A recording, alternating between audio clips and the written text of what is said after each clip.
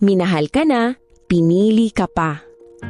Alam mo ba na may isang uri ng pag-ibig na pipiliin ka sa bawat araw? Iibigin ka ng walang kapantay at yayakapin ka kahit sa iyong karumihan. Ito ang pag-ibig na wagas at panghabang buhay. Matatagpuan lamang sa presensya ng Poong May Kapal. Love never fails, ayon sa 1 Corinthians 13:8. Love always wins. Choose love that forgives. Love that embraces the imperfect yet sees the beauty within. Love that conquered even the sting of death. Love that grants freedom. Love that satisfies.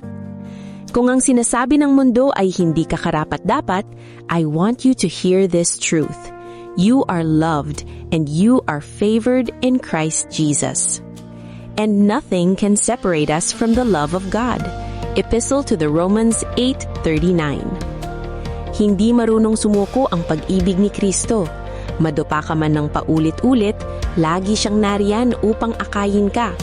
Tutulungan niyang tumayo at sabay kayong babangon upang harapin ang bukas ng may kapayapaan. The love of Jesus transcends a lifetime.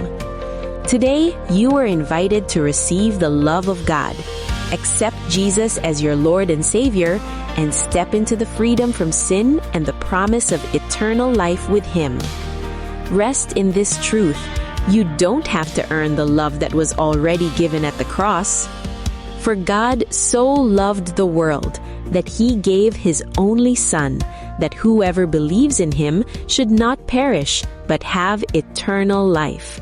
Gospel of John 3:16.